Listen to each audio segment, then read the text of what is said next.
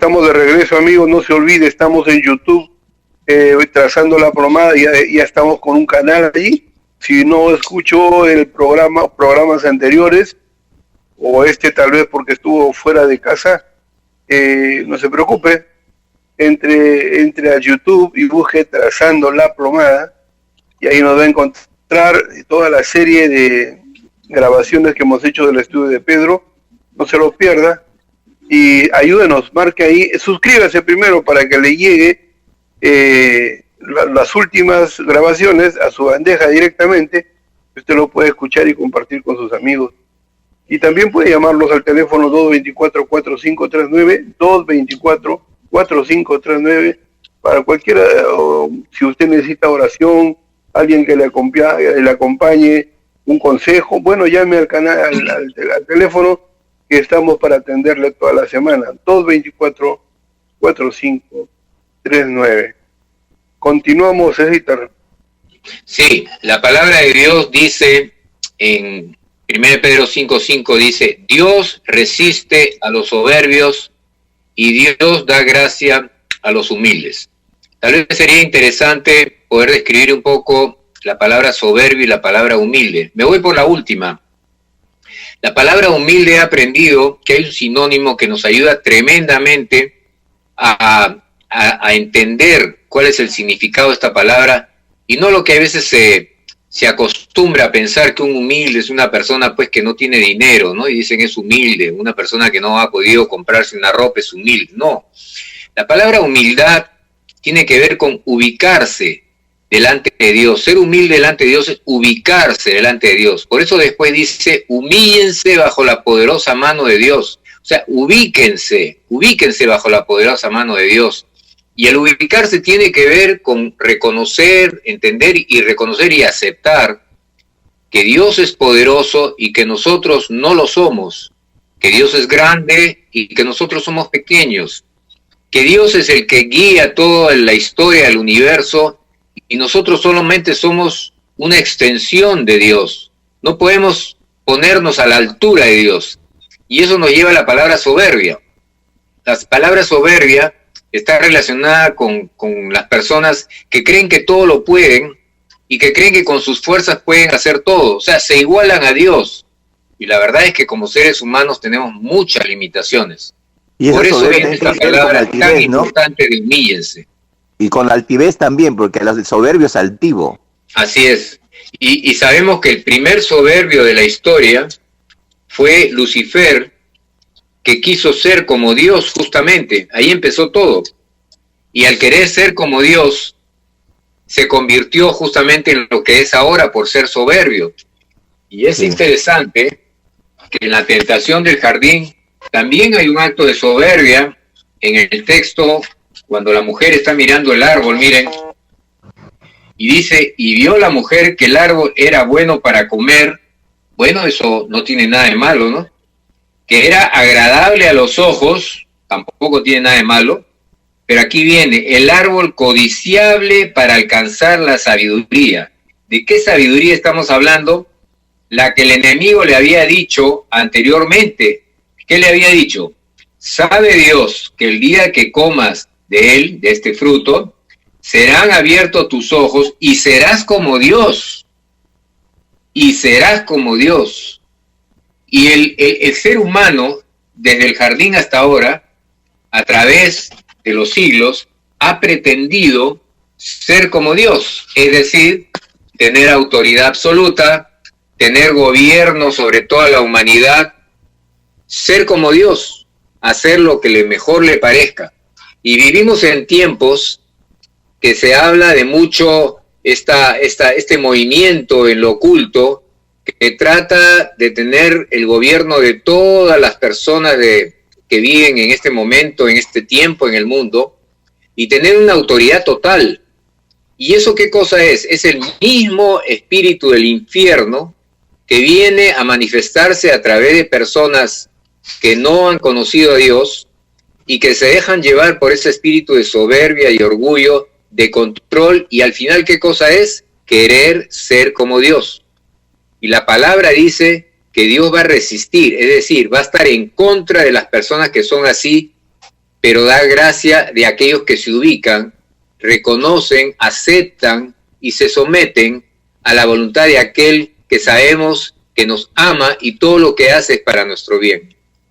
Que bueno, no, imagínate, el verso 5 es algo que produce el verso 6, porque si nosotros hemos cumplido con lo que dice, igualmente jóvenes están sujetos a los ancianos, dice, y luego dice, todos sumisos unos a otros, revestidos de humildad, dice, porque Dios resiste a los soberbios y da gracia a los humildes. Ahora, sabemos de que en cierta medida los jóvenes son más propensos a tener cierta soberbia porque son jóvenes, no han desarrollado mucho conocimiento, entendimiento y madurez, pero también hay algunos ancianos, ¿no?, que también tienen esa misma tendencia. Pero aquí el texto habla directamente a los jóvenes, ¿no?, y que hay una cierta tendencia a la soberbia, y por eso que les dice hay que humillarse bajo la poderosa mano de Dios, y dice, y dará gracia a los humildes como consecuencia. Y luego dice, humillaos pues bajo la poderosa mano de Dios, ¿no?, para que Él os exalte, para que Él nos levante, no para que nosotros nos levantemos por nuestras propias fuerzas y nuestros propios entendimientos, sino para que Él nos exalte, nos levante a su debido tiempo. Y la Biblia habla claramente sobre los tiempos. O sea, cada cosa tiene su tiempo. Tiempo para tirar piedras, tiempo para recogerlas, tiempo para cosechar, tiempo para poder sembrar. O sea, habla de tiempos. Y nosotros lastimosamente a veces cuando no somos humildes y soberbios por el contrario, es que no discernimos los tiempos. Y ahí nos chocamos con Dios. Y por eso que dice la Biblia que Dios resiste al soberbio, ¿verdad? Dice que resiste al soberbio, pero tiene cuidado del humilde, ¿no?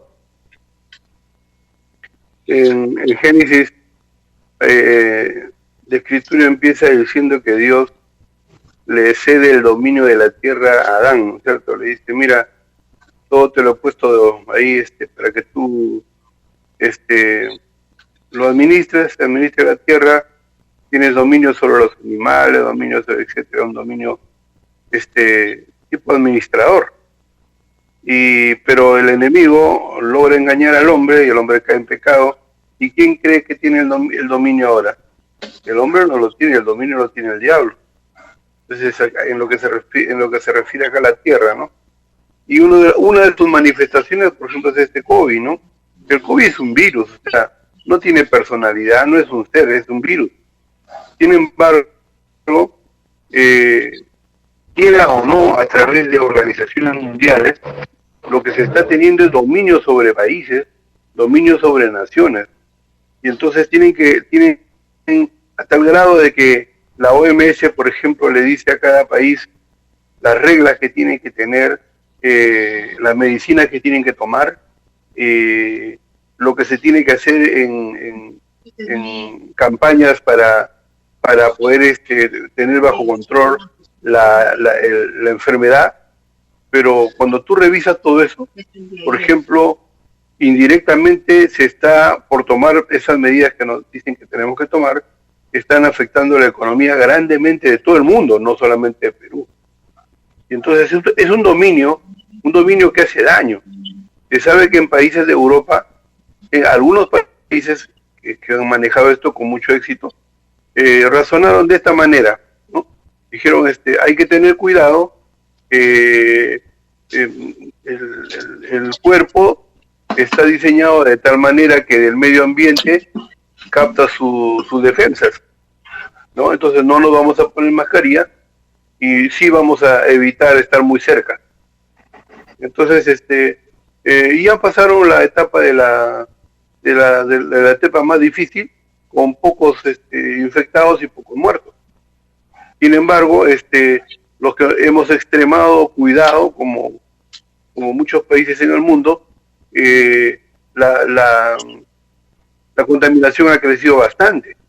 Pero, otra vez, ¿no es cierto? Ahora, por ejemplo, como consecuencia de tener bajo control este virus, muchas libertades se nos han sido cortadas. Y eso es dominio también. Sea porque quieren conservar bien la salud, o sea por cualquier cosa, estamos bajo un dominio ahorita de temas que vienen guiados desde afuera. Por ejemplo, Bolivia, Ecuador, se sabe que están usando cierto tipo de medicina y que ellos ya por ley han tenido que poner para que su país lo pueda usar, y están saliendo de los momentos críticos que tenían. Acá no se puede hacer eso. Hay algunos países que se han sometido voluntariamente a los edictos que vienen desde la Organización Mundial de la Salud. No sé si hasta qué punto un país puede someterse como consecuencia traer la economía abajo. No sé si hay otras formas. Yo escucho que hay muchas formas que se puede superar el virus. Sin embargo, inmediatamente en la radio, en la televisión sale, no, eso no. ¿Y qué sí? O sea, me gustaría que un día un medio dijera, no, eso no, pero eso sí. No, nada, dice, no hay que darle nada. O sea, si se va a morir, pues oye, darle siquiera pues un té de apio, pero no importa. De repente algo le hace. No le den nada, el apio también le va a hacer daño para los gases, etcétera, ¿no? Cualquier tontería. La cosa es que nada le hace bien para tomar, para superar esta pandemia. Nada hace bien. ¿No? Y todo hace mal y que se muera la gente, ¿no? En eso estamos, porque hasta ahora no hay nada oficial que se diga toma esto, toma lo otro. El Perú indudablemente está sometido a aceptar todo lo que viene desde ahí. Pues otros países ya han tomado otras medidas, ¿no? Y el dominio es una manifestación de la soberbia. Un soberbio siempre quiere dominar. Tú mira, en la casa miremos quién tiene esas características. A veces el hermanito más chiquito quiere manejar a todo el mundo. O a veces una hermana. O con los gritos, ¿no? Con los gritos, claro, quieren dominar a todo el mundo. O el papá, ¿no? Gritó, Machito Gómez, o si no, la mamá también, ¿no? La mamá que algunas madres han mejorado el dominio, ¿no? Ya no lo hacen vociferando ni nada. Lo hacen con la mirada, tipo control remoto. Papá, una mirada nomás, y ya todos comienzan a saltar, a ponerse a su sitio. Control remoto, ¿no? Para que no haya mucho roche. Porque lo que pasa es que esa es evidencia que la semilla, ya sabes quién pues está rondando ahí los corazones de las personas. Por supuesto, pero es una manifestación de la soberbia, ¿no? Una manifestación solamente. Y no es que solamente lo tienen algunos en la casa, bueno, creo que nos turnamos, cuando no es el esposo, es la esposa. Cuando no es la esposa, es los hijos, ¿no? Los hijos también que no quieren tener ahí en la punta del dedo, ¿no? Haciendo lo que quieren. Oye, claro, y esa soberbia también pues se influencia a través de la manipulación y el sometimiento, claro, creando temor, miedo, ¿no? Y ese temor y miedo, pues por eso es que la gente a veces solamente tiene que estar callada, mirando sorda y muda, ¿no? Que es lo que está sucediendo en varios lugares, sabiendo de que ya esto ha cambiado, sabiendo de que hay diferentes cosas beneficiosas que se pueden usar, pero todavía siguen manteniéndose en la ignorancia, en una ignorancia sabida.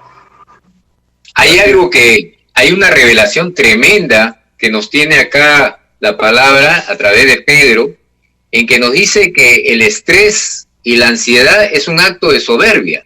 ¿Se han dado cuenta? Sí. Sí, porque miren, después que dice humíllense bajo la poderosa mano de Dios, y dice, ¿cómo te humillas? Echando toda tu ansiedad sobre Él, porque Él tiene cuidado de ti. ¿Qué quiere decir? Que cuando no echamos nuestra ansiedad, ¿y qué cosa es la ansiedad?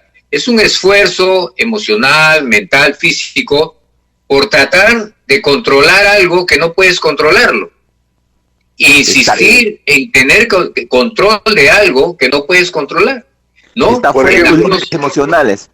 Y entonces, ¿de qué viene la ansiedad? De ese esfuerzo. ¿Y qué dice Dios? Echa tu ansiedad, porque cuando estás en ansiedad, estás actuando en soberbia, dice Dios, mire. O sea, César, yo este día no quiero que me salga ni una cana más y no sé qué hacer, hermano. Yo digo, si uso tinte, sí, pero no sé cuánto va a durar, 2 meses, mes y medio, y otra vez otro tinte. Entonces, a ver, te digo lo que el Señor me habló hace muchos años, me dijo así, las cosas no son como quisieras que fueran. Primer punto, ¿ya? Entonces, tú quieres que no tengas canas, pues las cosas no son, te van a salir las canas. La segunda cosa que me dijo es, las cosas son como son. Entonces, acepta que te va a salir las canas. Ahora, la tercera cosa que me dijo el Señor es... Asúmelo, tienes que asumirlo. Asumir, porque mira, si tú asumas las cosas tal cual como es, ya no tienes estrés, porque no quieres cambiar nada, ni quieres controlar nada. Simplemente lo aceptas. Y la tercera cosa que me dijo el Señor es, si quieres que cambie, búscame. Claro. Esa fue la palabra que me dio. Si quieres que cambie, o sea, entre lo que quisieras que fuere y lo que es, primero acepta, porque el aceptar lo que es realmente es un acto de aceptar la verdad, es caminar en luz. Y es un acto de humildad. Es un acto de humildad también. Es un acto de humildad. Yo no soy Dios. No puedo cambiar mis canas. Las canas están ahí. Tengo que aceptarlas. Automáticamente la ansiedad se va. Ahora, como de todas maneras quiero pues evitarme ciertas cosas, entonces el Señor dice, en caso tú quieras que cambie, búscame. Ahora, corres el riesgo que el Señor te diga, bástate con mi gracia. ¿No? Como le dijo a Pablo cuando le dijo que le sacara ese aguijón de la carne, y de repente el Señor dice, aprende a vivir en debilidad, porque ahí es que eres fuerte. Y esas cosas, en humildad somos fuertes, porque en humildad podemos reconocer que no la hago, por lo tanto me humillo bajo su poderosa mano, y Él me exaltará cuando fuere el tiempo, y será Él el que me exalte y no yo. Por lo tanto, el logro, eso que quiero alcanzar, vendrá de la mano de Dios en su momento y de la manera que Él quiera, y con eso le estamos dando gloria a su nombre, ¿no? Aleluya. Así es, entonces tenemos que desarrollar y practicar con la presencia del amado Espíritu Santo la humildad, humillarnos delante del Señor para salir de esa soberbia, de esa altivez, especialmente porque creo que el instinto como que eso, como que te ayuda a desarrollar la soberbia, la altivez, porque ese instinto de preservación te hace ser único, te hace que tienes que cuidarte de todo lo demás y tienes que valorarte más encima de los demás, y eso, como hemos visto, ¿no? La raza humana tiene esa tendencia instintiva, ¿no? Y es importante declarar esto, ¿no? Especialmente para mí cuando estoy orando, intercediendo, y ahora que nosotros no estamos muy cerca de la familia, porque la familia la tenemos lejos, entonces ya no podemos viajar tampoco en la frecuencia que antes lo hacíamos, entonces ya no podemos ver a los familiares, y aquí dice, echa toda vuestra ansiedad sobre Él, porque Él tiene cuidado de vosotros, dice, ¿no? O sea, ahorita mi familia, mi papá está en Arequipa, mi hermana Irme está en Chile, y otros familiares están en otros lugares. Entonces digo, Señor, yo debo de echar mi ansiedad ante ti, Señor, porque yo quiero verlos, pero me preocupo, pero Señor, esto puede ir a quitarme la fe, así que Señor, yo no quiero que me quite la fe, por consiguiente, echo toda mi ansiedad sobre ti, porque tú tienes cuidado de ellos. Claro. Así no, es, ¿no? Y baja el toque, y esa tristeza, esa situación de dolorcito humano empieza a ¿qué? A ponerse en paz y en fe y en esperanza, porque sabemos de que el Señor tiene cuidado de ellos. No,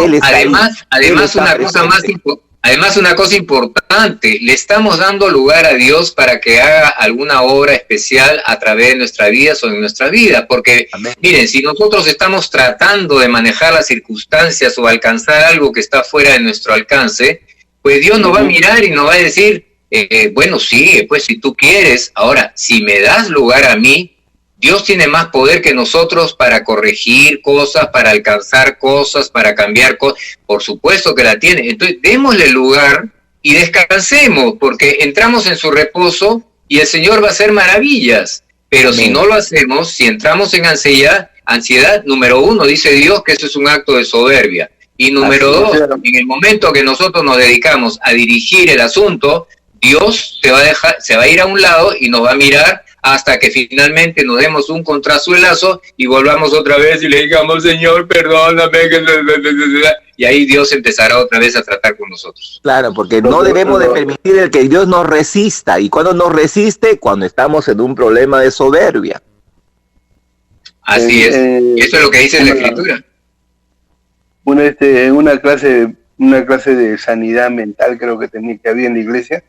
Aprendí algo bien bonito, ¿no? En cuanto al control de del estrés, de la ansiedad. Realmente el querer estar en control de todo es jugar a ser Dios, ¿no? Solamente Dios puede tener todo bajo control. Y imagínate, ni el diablo tiene todo bajo control y nosotros queremos tener todo bajo control. Entonces, qué necios, ¿no? Qué necios. Sí, torpemente.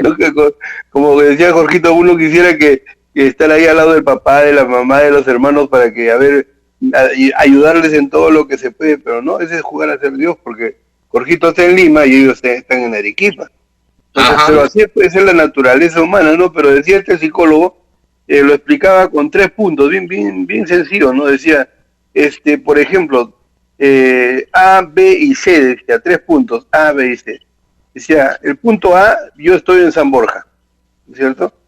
El punto B sería Radio del Pacífico. El punto B sería donde quisiéramos estar, sería Radio del Pacífico.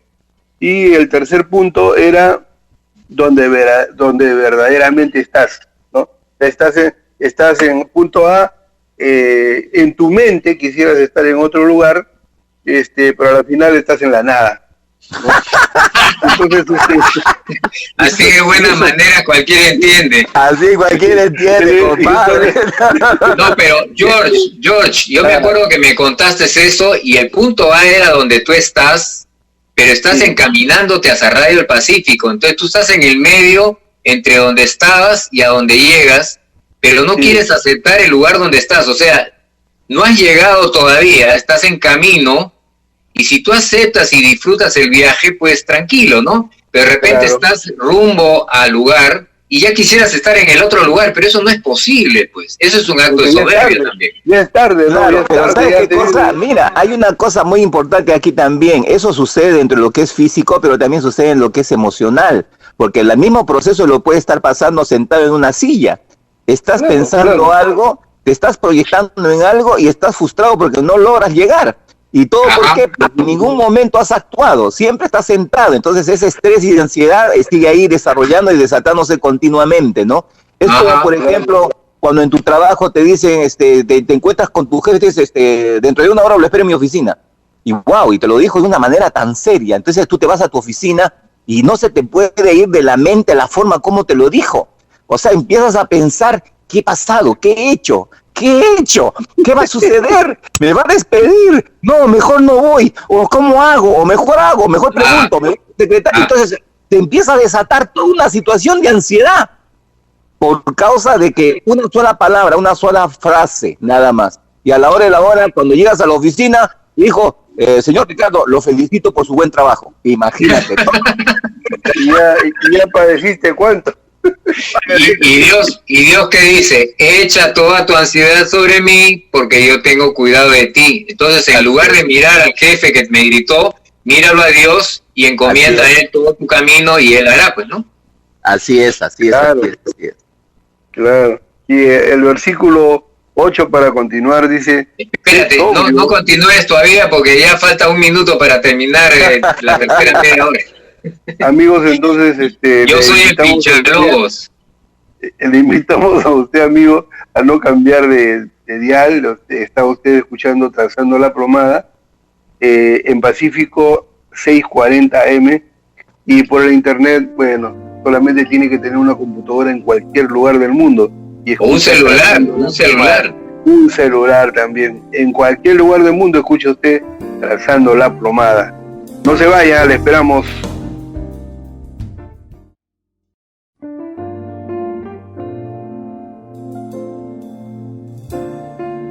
Amigos, ya estamos en el versículo 8 de Primera de Pedro, capítulo 5, versículo 8.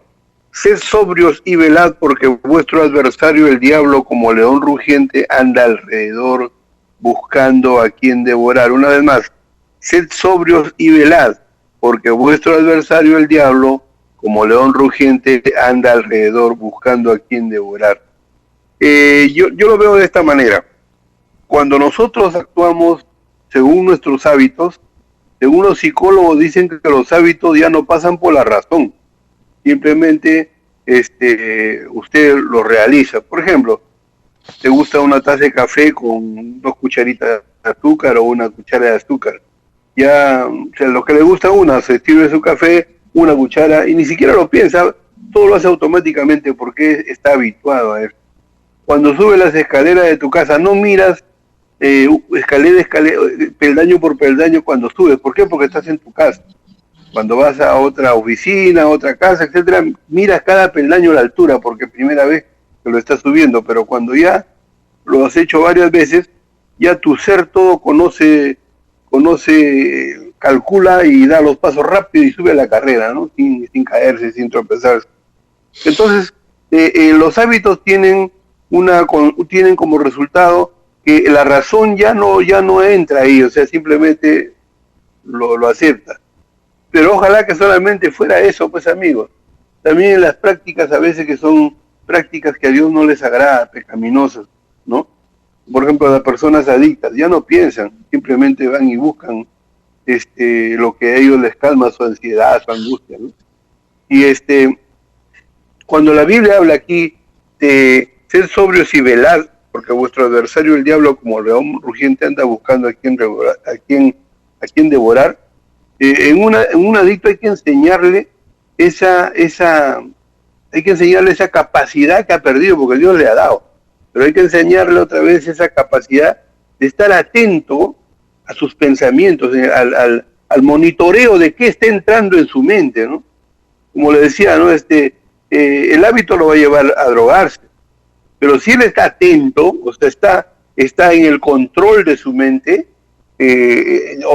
atento a qué está entrando, él va a decir, no, esto ya se acabó, esto me está haciendo daño, me va a matar, me va a enfermar, etc. Y por lo tanto no lo hace. Pero como la persona no está atenta, o sea, no está velando, ¿no? Y tampoco está sobrio, por supuesto, cae ante cualquier estratagema, cualquier trampa que el diablo le pone.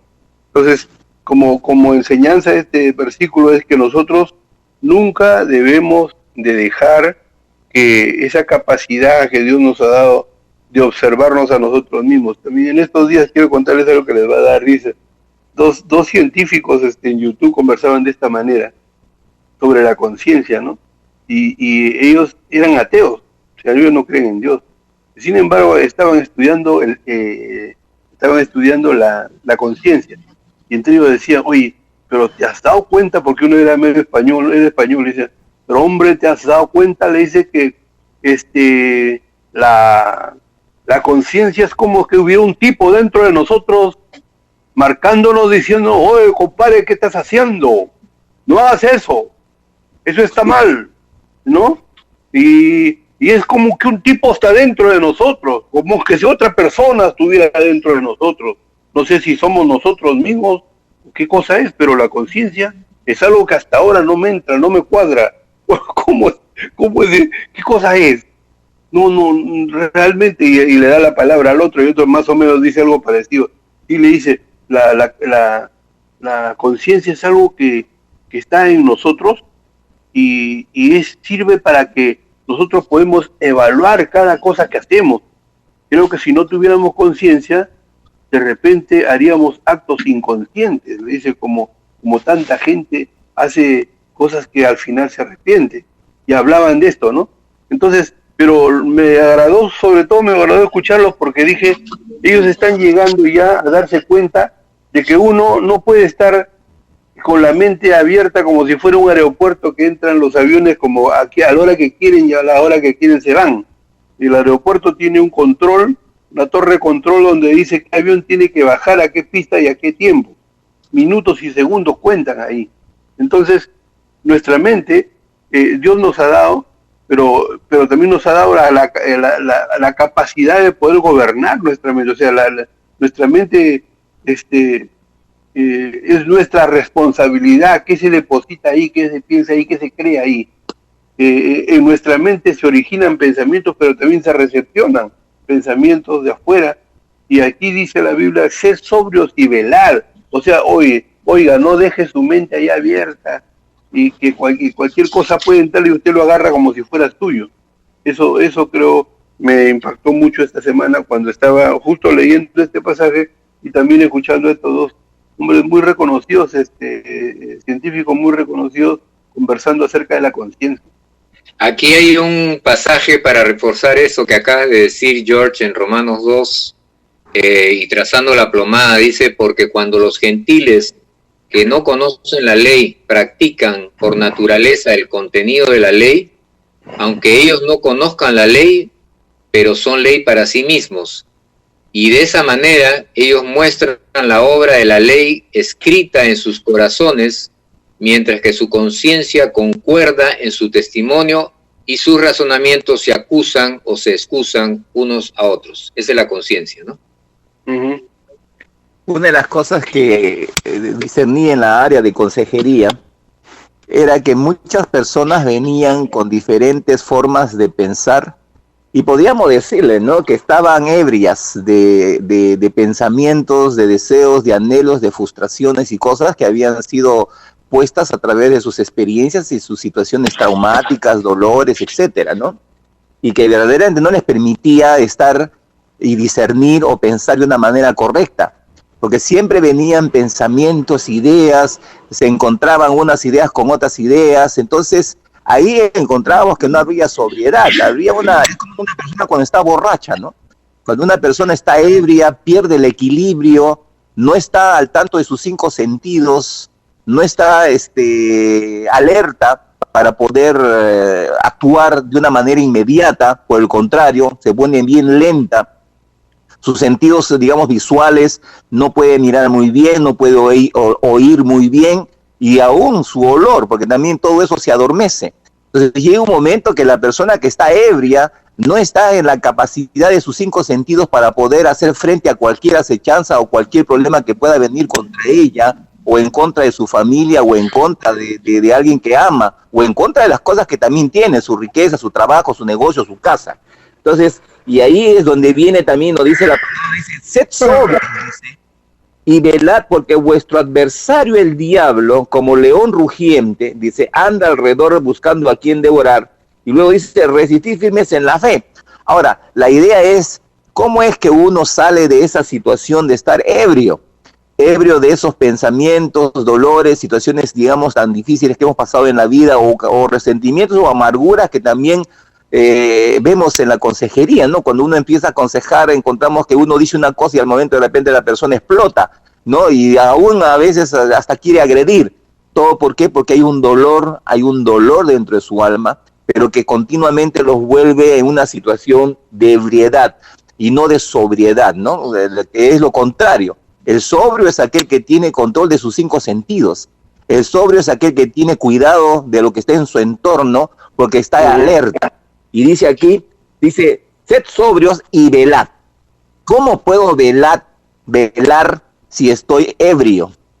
Ebrio de pasiones, de deseos, de pecados, o ebrio de pensamientos que no tienen nada que ver con lo que es la verdad, porque hoy en día tenemos tanta información ahora por medio de las vías remotas o internet, y que dicen una cosa, se desdicen otras, y otros dicen otra, y otros dicen otras, entonces uno no sabe qué creer, y verdaderamente nos embriagan. Yo he llegado a ver personas que me dicen, ay, Naya, ya no me hable más que tengo dolor de cabeza. Y ese dolor de cabeza, ¿es por qué? Porque tiene una borrachera de pensamientos, ¿no? Que verdaderamente necesita ser liberados para que venga esa sobriedad, ¿no? Permítame una reflexión sobre la palabra sobrios en un enfoque alterno, y sería la sobriedad tiene que ver con un deseo, pero tiene que ver con un deseo que sobrepasa un límite. Todos nosotros tenemos deseos que son naturales y no solamente son buenos, sino son necesarios atender. Por ejemplo, tenemos el deseo de alimentarnos, de comer, porque si no nos morimos. Sin embargo, hay una línea muy delgada en atender ese deseo de la comida, que primero atendemos el deseo porque tenemos hambre, esa sensación de hambre, pero después hay un momento en que de repente estamos comiendo algo muy agradable, algo que nos gusta, y ya el cuerpo, como dice, basta, ¿no? Pero pasamos el límite, ya no atendemos el deseo del hambre, sino ya es el placer o la pasión, porque la pasión es un deseo fuerte. Entonces pasamos el límite del deseo natural a una pasión, hemos perdido el ser sobrios. Y cuando entramos a la etapa de pasión, cuando el deseo se convierte en pasión, ya estamos dándole lugar a la carne. Igual pasa con la bebida, ¿no? Uno puede tomar una bebida, puede tomar una copa de vino en el almuerzo que es tan saludable, pero de repente pasamos la línea de atender nuestra necesidad de una bebida a simplemente a por pasión o por otros deseos desordenados, pasamos ya el límite, entonces ya hemos perdido el ser sobrios.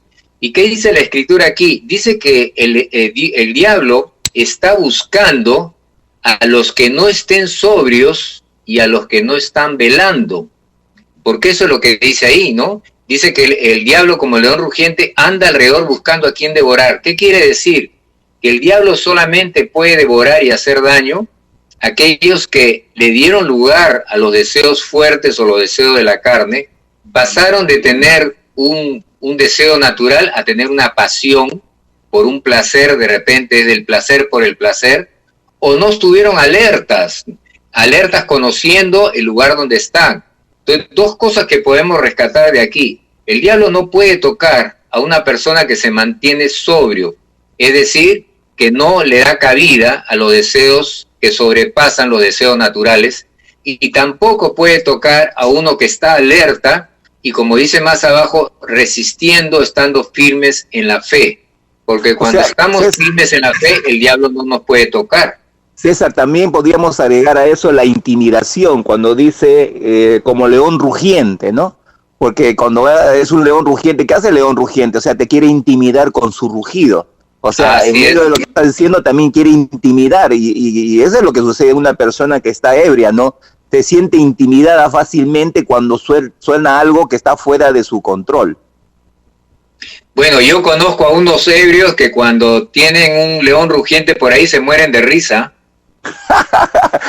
Es como lo que le pasó a ese señor que nos contaste. Creo que tú fuiste que nos contó que un señor estuvo ebrio y estaba tomando en este momento de cuarentena, y de repente un policía se acerca para detenerlo y el ebrio le dice: ¡Ey, tome su distancia, tome su distancia!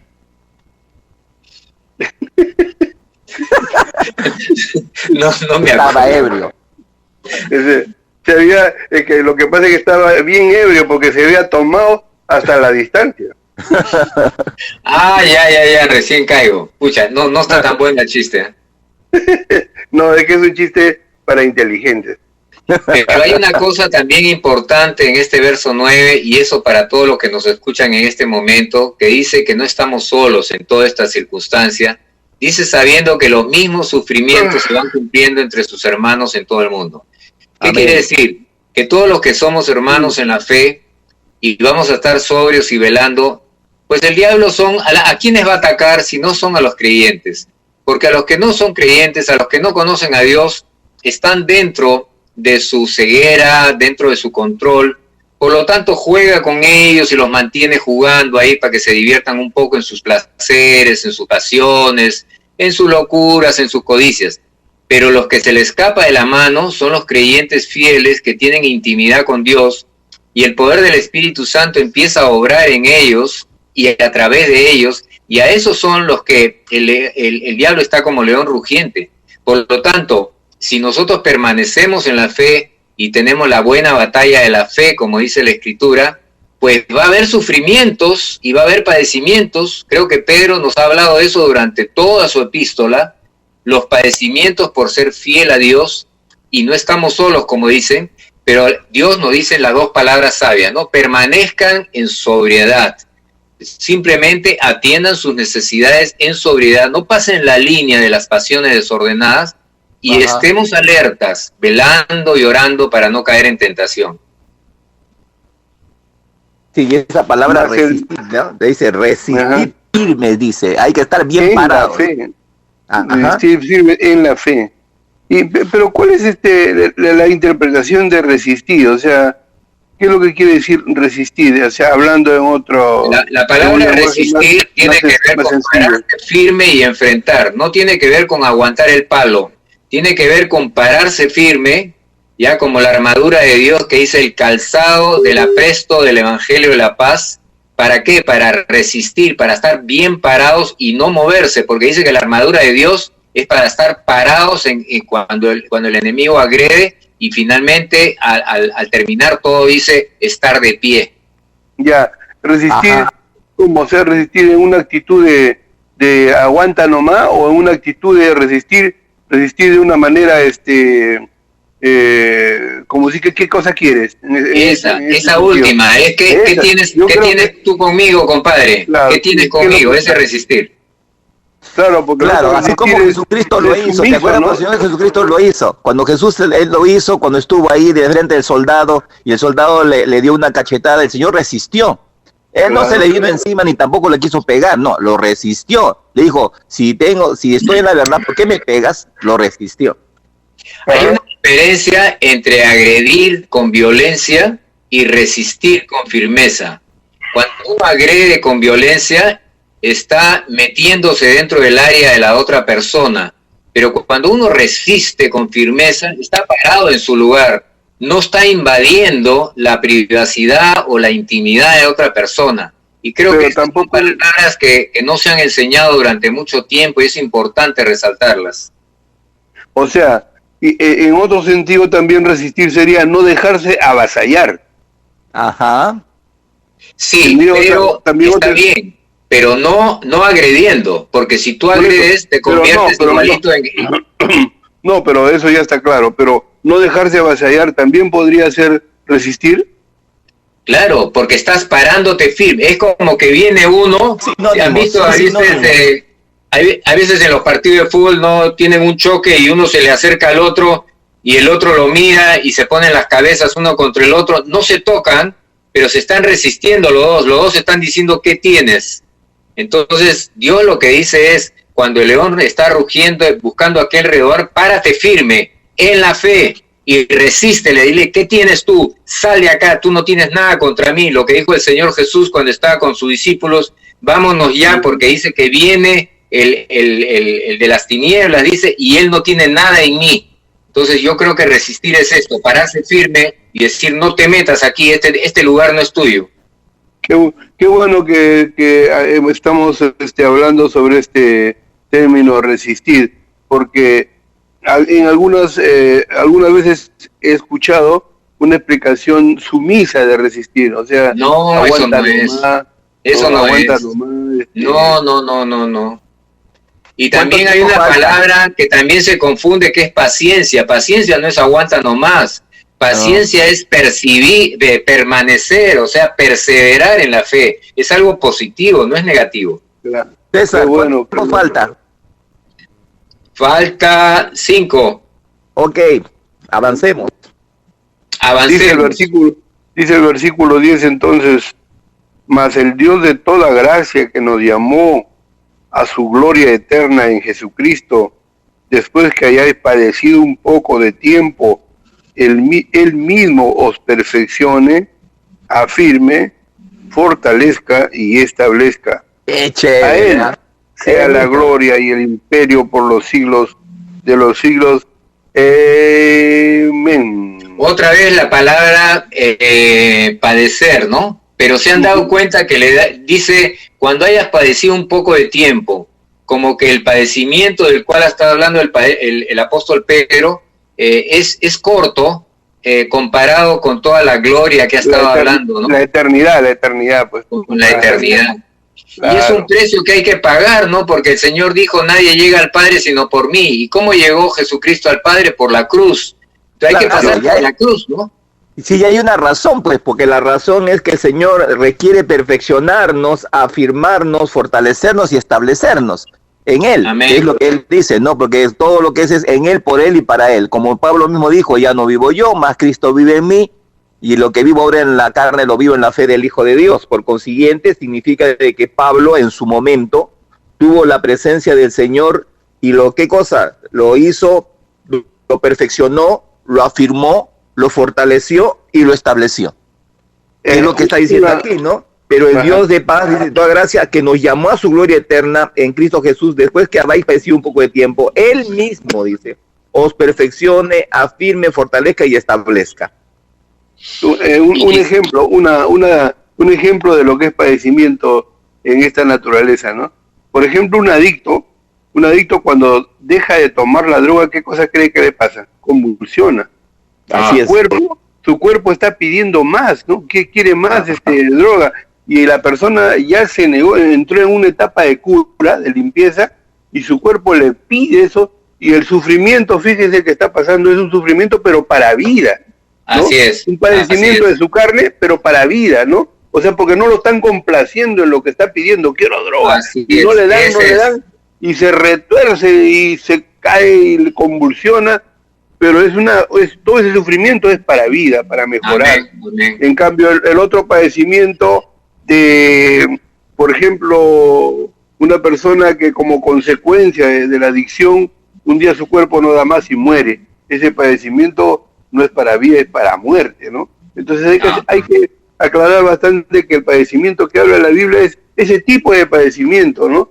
Que como el drogadicto que quiere droga y su cuerpo sufre porque ya no le dan, ese tipo de padecimiento, o sea, dejarle de hambre a la carne, dejar de satisfacer los deseos de la vieja naturaleza que quiere pleito, quiere rencilla, quiere resentimiento, quiere abusar, quiere gritar, quiere dominar, quiere dar muestra de su dominio, y etcétera, y como ya no le dan, sufre.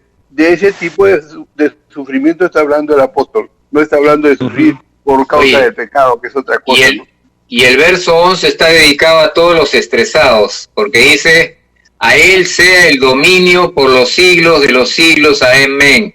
El dominio es de arriba, nosotros no tenemos capacidad de dominio, porque el dominio le corresponde a él, y eso es lo que nos da paz, y saber que podemos echar toda nuestra ansiedad sobre él, porque él tiene cuidado de nosotros. Amén. Y podemos hacer el término del verso 2 y 13 y 14, ¿no? Porque Pedro está hablando con un Silvano, dice: por conducto de Silvano, a quien tengo por hermano fiel, os he escrito brevemente, amonestaos y testificando que esta es la verdadera gracia en la cual estáis. La iglesia que está en Babilonia, elegida juntamente con vosotros, y Marcos, mi hijo, os saludan. Saludaos unos a otros con un beso de amor. Paz sea con todos vosotros los que estáis en Jesucristo. Amén. Excepto el beso de amor por ahora todavía, pero ya cuando pase puede haber ese ósculo santo. Amén. Amor, ¿no? ¿Les parece que ya que estamos en Jesucristo? Amén. Estamos a 2 minutos de terminar, y ya estamos terminando esta linda carta del apóstol Pedro, que alguno de nosotros pueda terminar orando este programa, bendiciendo a todos nuestros oyentes, bendiciendo a nuestro país, el Perú, por todo el tiempo que se viene ahora de elecciones, y recordando las palabras que hemos escuchado acá en esta epístola. Una de ellas es: siempre hagan el bien. Esa es una. El otro es permanecer fiel, va a llamar a padecimiento. Y la tercera es: humíllense bajo su poderosa mano, porque Él nos exaltará cuando fuere tiempo. Y la sobriedad también. Y adelante, Jorgito, con tu oración, por favor. Padre Santo, en el nombre de Jesús estamos pidiendo y entramos al trono de tu gracia a través de estas palabras, Señor, el bien, Señor, el proceso que tenemos que pasar en esta situación de ser, Señor, entrenados y capacitados para ser buenos. También, Señor, la situación de todo lo que Pedro nos ha enseñado para poder aplicarlo en nuestra vida diaria, Señor, y también para poder extenderlo en nuestras relaciones y comunicaciones que tenemos hoy en día para con nuestra nación, el Perú y el mundo. Sabemos, Padre, que es una bendición cuando tu palabra la ponemos por obra, cuando la vivimos día a día, y, Señor, hecha por el Espíritu Santo, y podemos hacerlo, Padre amado, y crecer, como dice tu palabra, Señor, en que eres tú el que nos perfecciona, nos afirma, nos fortalece y nos estableces. Y asimismo, Padre, te pedimos, Señor, que todas estas verdades se trasciendan a nuestra nación, a cada uno de nuestros oyentes que de una u otra manera van a votar, van a elegir alguna persona, Señor, para que pueda estar en esos aspectos en los escaños del Congreso, como también de la República, Señor, y de la Presidencia. Pues te pedimos, Padre amado, que la sabiduría, la ciencia, el conocimiento y la revelación, Señor, vengan sobre cada uno de nosotros, para que sepamos elegir a la persona idónea que se requiere para que cumpla una función correcta de acuerdo a las necesidades que se están dando en nuestra nación. No a favor, Señor, de peculios personales, sino por el contrario, a favor del bien de la comunidad, del bien de la nación del Perú, del bien, Señor, de todo ciudadano peruano, especialmente en estos momentos, Padre amado, en la cual, Señor, estamos en la pandemia, en esta situación de coronavirus, y que, Señor, familiares y parientes se van, Señor, de nuestros hogares y a veces ya no vuelven porque fallecieron en el camino. En el nombre de nuestro Señor Jesucristo te pedimos, Padre, porque tu gracia, tus misericordias y tu poder fluyan a través de la iglesia para que seamos un testimonio vivo, Padre amado, en nuestra ciudad, en donde estamos viviendo, en donde estamos trabajando, en donde estamos desarrollando, Señor, nuestras actividades, para que, Señor, la gente vea a nuestro Señor Jesucristo en medio de nosotros. Y te pedimos por la humildad, no por la soberbia, sino por la humildad, y también por la integridad, Señor, y todo aquello que requerimos, Padre, hacerlo por medio del Espíritu Santo, para lograr aquello que tú quieres, de que tú, Señor, seas reconocido por el mundo, y que está, Señor, tu iglesia obrando en la guianza de tu Santo Espíritu. Gracias por estas nuevas elecciones. Gracias porque todo se está, Señor, oh Padre, adecuando para que sea bien. Gracias por esos pensamientos de bien que hay en diferentes militares y diferentes policías, diferentes autoridades, para que, Señor, vayan caminando, Señor, en el proceso de hacer las mejores elecciones y en el proceso también de hacer los mejores protocolos para que haya una salud anticipada antes de que nuestra ciudadanía pueda llegar a esa crisis, Señor, Padre amado, de falta de oxígeno. En el nombre de Jesús, Padre, te pedimos, y te pedimos, Padre amado, porque ese valor de los médicos, ese valor de la policía, ese valor de todos aquellos que tienen ese conocimiento, que saben que tienen que corregir diferentes protocolos, Señor, que se levanten esa voz, Señor, con valor y con fuerza para poder cambiar, Señor, para lo que es bueno, para lo que es saludable, para lo que es el bien de nuestra población, para lo que es el bien de nuestra gente adulta mayor y de nuestros niños, para lo que es el bien para nuestros jóvenes y aún para nuestras personas que van a trabajar en el día a día.